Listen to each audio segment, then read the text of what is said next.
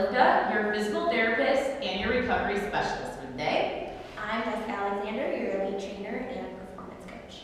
Right now we are going to teach you a movement called squatting from the bottom up. We love this movement because it changes up the overhead squatting or snatching pattern in order for you to see full range of motion and mobility that you have at the bottom of the squat, and then you are going to add the overhead motions to come up from that squat.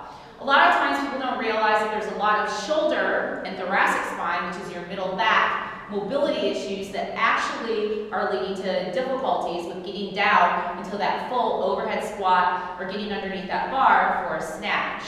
So Jessica is going to be your model and I'm going to be your coach. We are going to take you through this exercise to see what mobility you really have and to discover any asymmetries that you have in your body.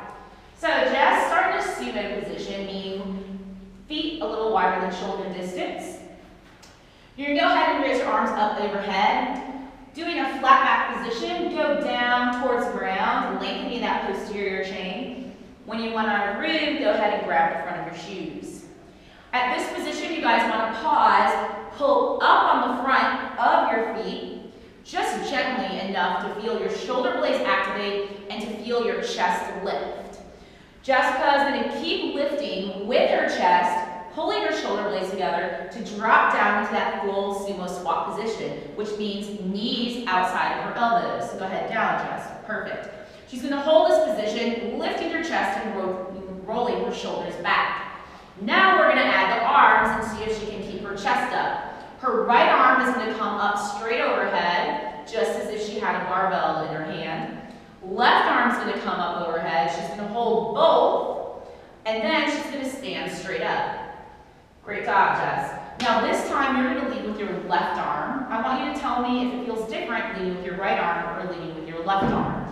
You did an awesome job. A lot of people, when they do this exercise, as soon as the arm comes up, something happens, meaning the chest comes forward, the knees cave in. You can see Jessica's mobility is great, so she didn't have that much of an issue. But now she's going to test for some asymmetries in the right and the left sides of her spine. So just raise your arms overhead just like before, flat back, go to the ground. Go ahead and grab the front of those toes. Activate that shoulder blade, straighten out the back as you pull up. Lead with your chest bone forward as you come down into the sumo squat. Hold that position. Now lead with your left arm and hold. Awesome. Lead with your right arm and hold. And then go ahead and stand up. Awesome, relax. So Jess, did you feel different between the right side or the left side leading? I did. My left was much easier to lead with. Okay, so when she had to lead with her left side, it was a lot easier for her. What that tells me as a physical therapist and a mobility and recovery coach is that her spine likes going left. When she led with her right side, since her spine wants to go left, but she had to lead and go right, there was a lot more difficulty for her.